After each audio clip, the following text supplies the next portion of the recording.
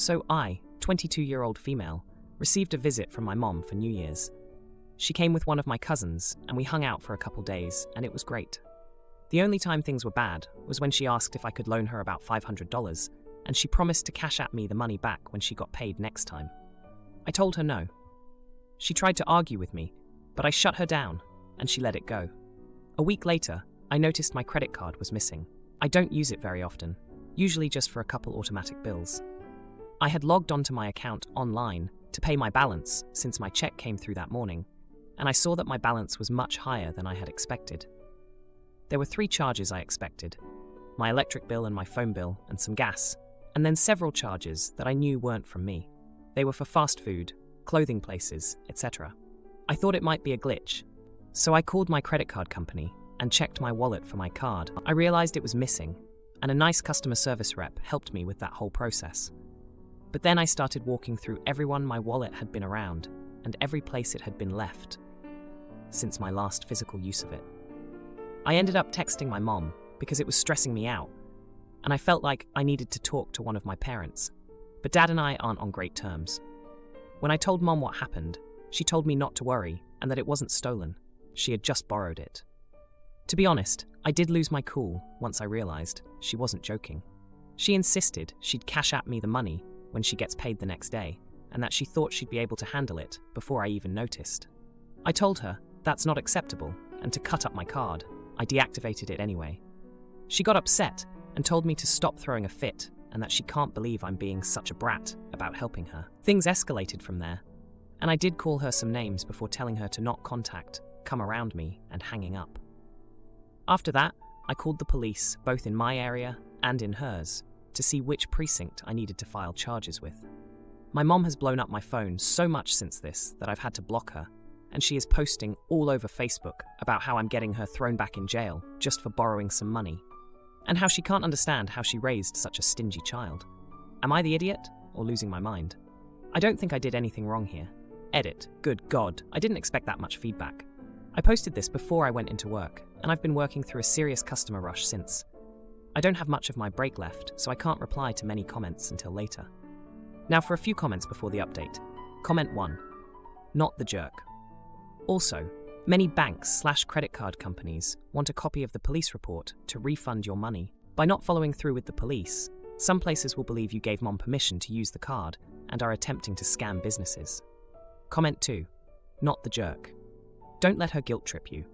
I got the feeling there is a long history of similar behavior in your past, and you have plenty of reasons for doing this, not just one incident. You do not need this toxicity in your life. Now, for the update. Hey everyone, thanks for all the comments on my last post. I didn't expect to be back with an update so soon, but here we are. After I blocked my mom's number, I thought that would be the end of it. But nope, things got even crazier. The next day, my cousin, the one who came with my mom for New Year's, showed up at my door. He looked really uncomfortable and said he needed to talk to me about my mom. Turns out, he knew she took my credit card and felt guilty for not saying anything sooner. He said she'd been bragging about how she outsmarted me and how she was going to pay me back with money from her new boyfriend. I was fuming, but I thanked him for telling me the truth. I remembered how my mom had always been a bit reckless with money. When I was a kid, she'd often buy extravagant gifts for herself while we struggled to pay bills. It was like history was repeating itself, and I was the new target. The next day, I got a call from the police. They said they needed to talk to me in person.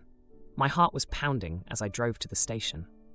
The officer told me they had looked into my case and found out that my mom had a history of fraud. I was shocked. I knew she had been in trouble with the law before, but I didn't know it was for something like this. They also told me that the charges on my card were more serious than I thought.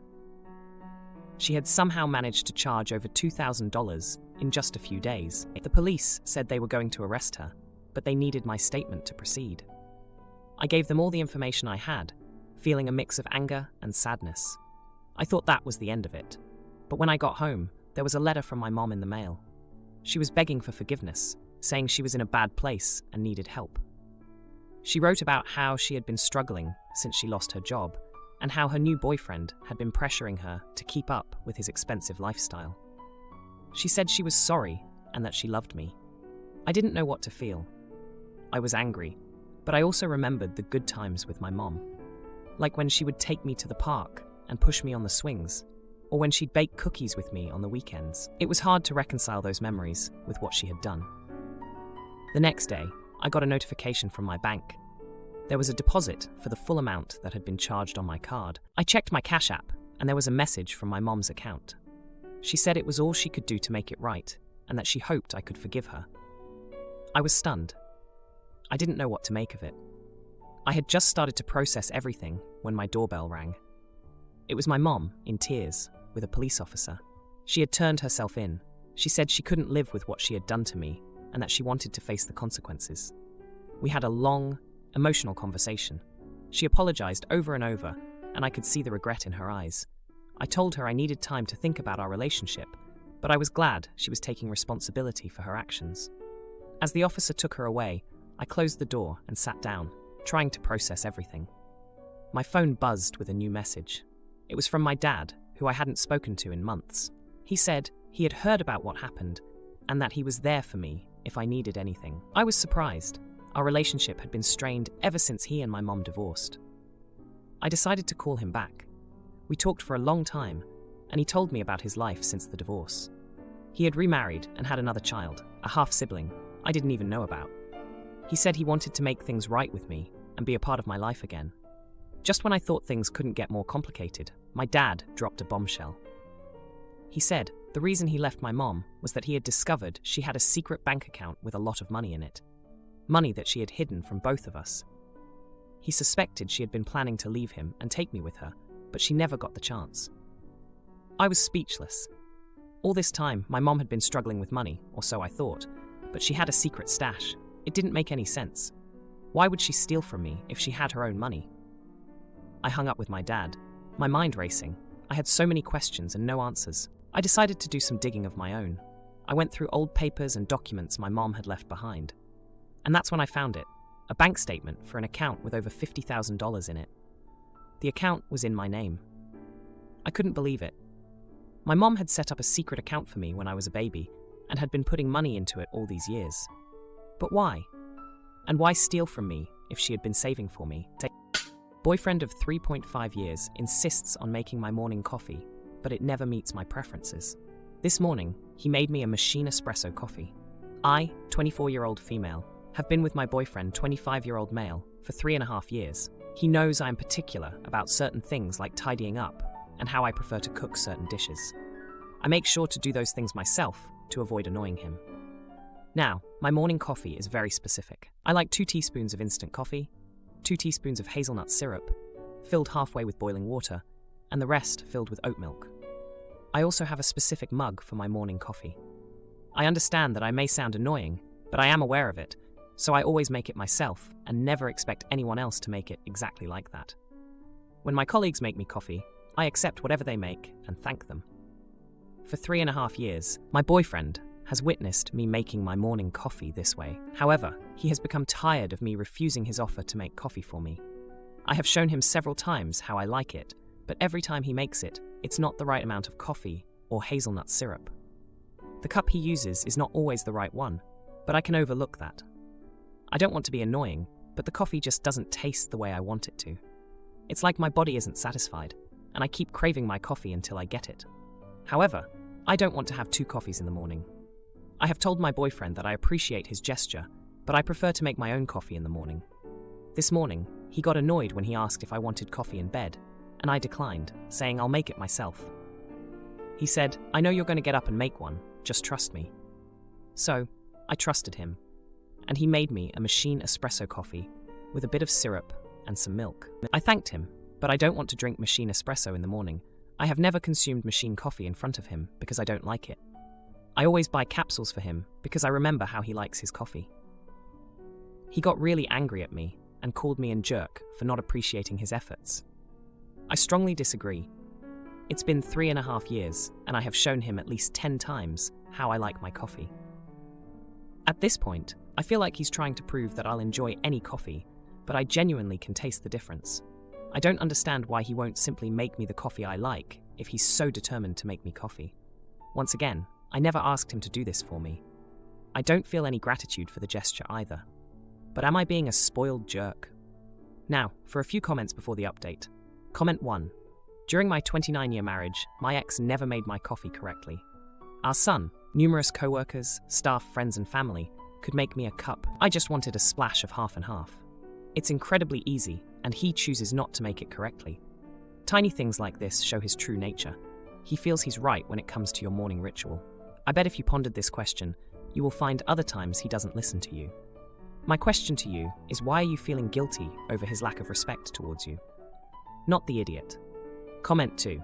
Not the idiot.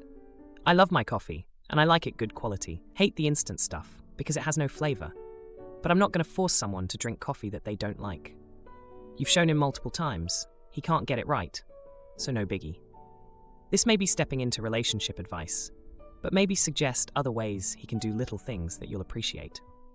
Now, for the update. Hey everyone, a lot has happened since my last post about the coffee situation with my boyfriend. I thought it was just a small thing, but boy, was I wrong. So, after the last incident, things cooled down for a bit. My boyfriend seemed to understand my point of view, and I thought we had reached a silent agreement that I would make my own coffee. But then, out of nowhere, he brought home this fancy new coffee machine, claiming it would solve all our problems. He was so excited, like a kid with a new toy, and I didn't have the heart to tell him that it wasn't the machine that was the issue. He spent hours reading the manual, experimenting with different settings, and he finally presented me with a cup of coffee that he was sure I'd love.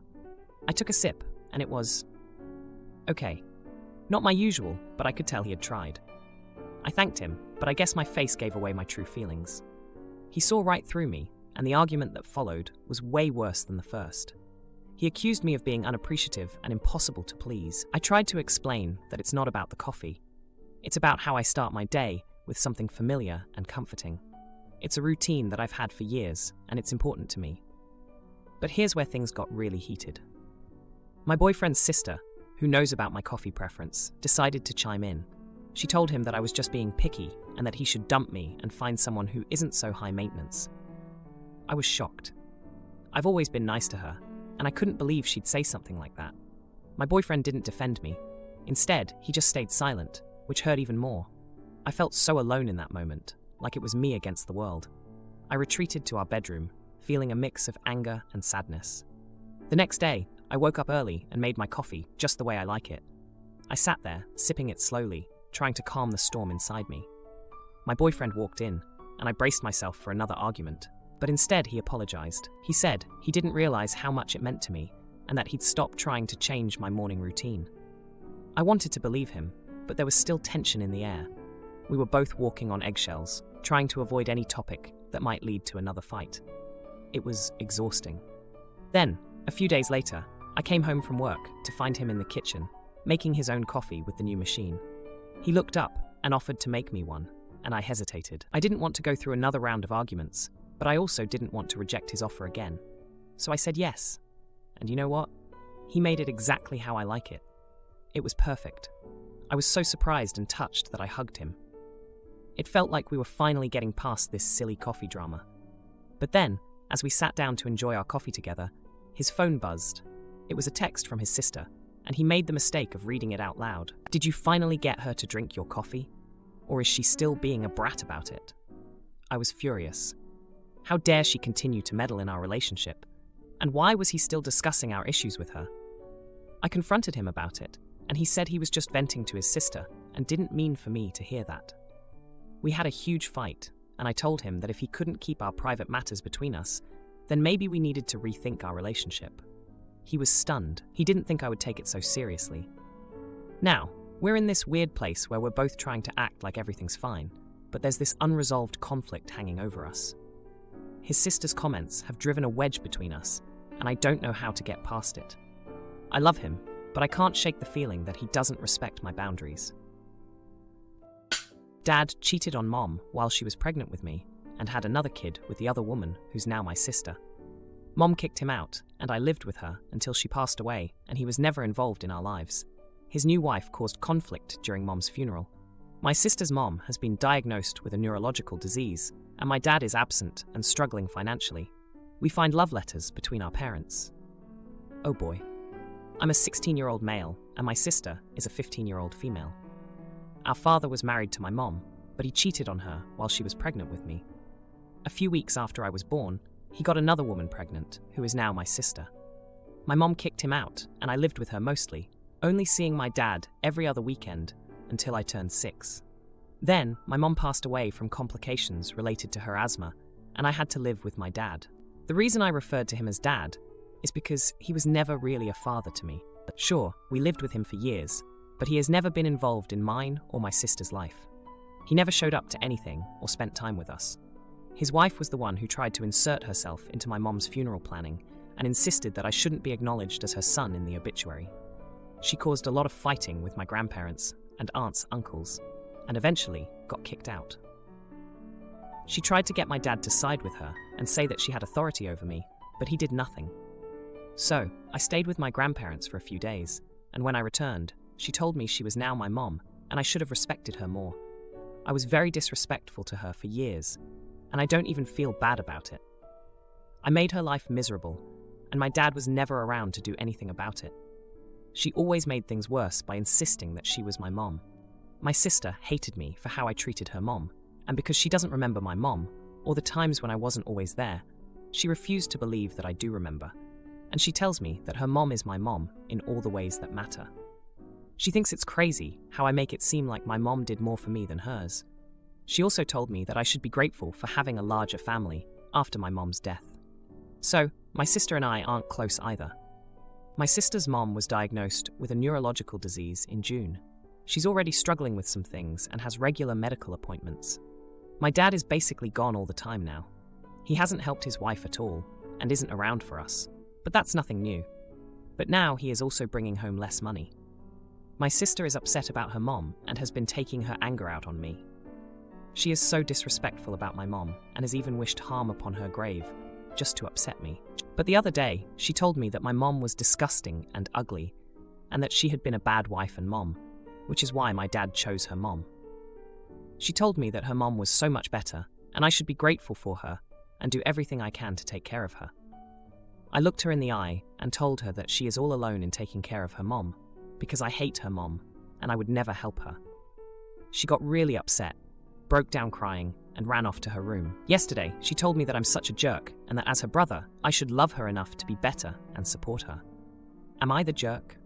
Now, for a few comments before the update. Comment 1. Not the idiot for your feelings, but your sister shouldn't have ever disparaged your mother. However, she is 15 years old. She is losing the only parent who cares about her. You've experienced that and know how horrible that is. I hope you're able to contact other family and move in. Go to your school counselor/resources. Call your dad's wife's family on behalf of your sister so she can have support as well.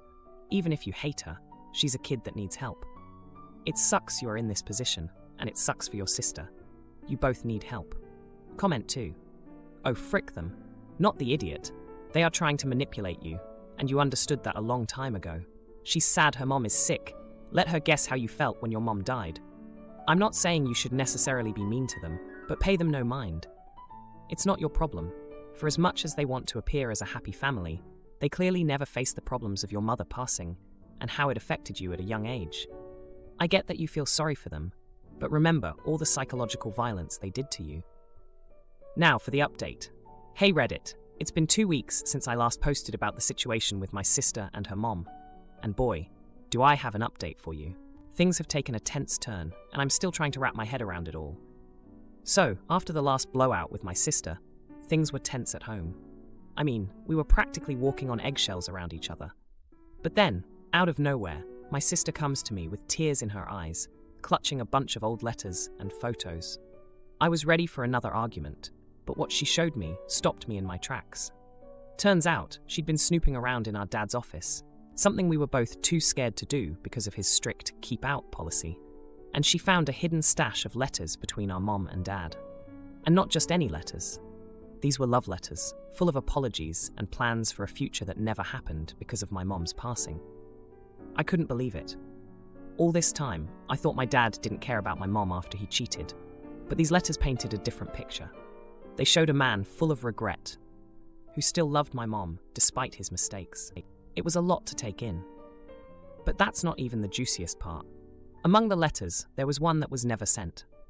It was from my mom to my dad, written shortly before she died. She talked about forgiving him and wanting to try again for my sake. She never got the chance to send it, and my dad probably never knew. My sister and I didn't know what to make of it. We'd spent years building up this image of our dad as this uncaring cheater, and now we were faced with evidence that things weren't so black and white. It was a lot to process. Meanwhile, my sister's mom's health was declining faster than we expected. With my dad still MIA, my sister was struggling to handle everything on her own. She was missing school, losing sleep, and I could see it was taking a toll on her. One day, I came home to find her passed out on the couch, exhausted. I couldn't just leave her there. Despite everything, she's my sister, and I couldn't stand to see her suffer like that. So I started helping out. I drove her mom to appointments, picked up prescriptions, and even cooked meals on occasion. It was during one of these drives to the doctor that my sister's mom dropped a surprise on me. She confessed that she knew about the letters all along. She'd found them years ago and hid them, hoping to keep the peace. She said she always felt guilty for coming between my mom and dad, and she regretted the pain it caused everyone. I was floored. Here was this woman, who I'd resented for so long, showing remorse for her actions. It made me see her in a new light. I didn't forgive her completely, but I started to understand her a bit more. As for my sister, this whole ordeal brought us closer together. We started talking more, sharing memories of our mom, and even laughing together, something I never thought would happen again. We were becoming a team, united by the chaos of our family.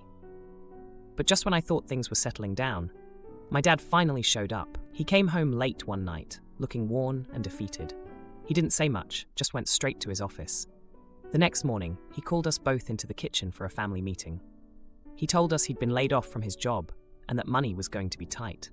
He apologized for not being there for us and for his wife's illness. He even broke down crying, which I'd never seen him do before. It was a lot to take in. My sister and I exchanged looks, unsure of how to react. We were both angry at him for his absence, but seeing him like this, vulnerable and broken, it was hard to hold on to that anger. If you like this video, you'll probably like these too. Also, while you're here, please consider subscribing. It's your support that keeps this channel alive and allows me to make better and longer videos. Have a great day.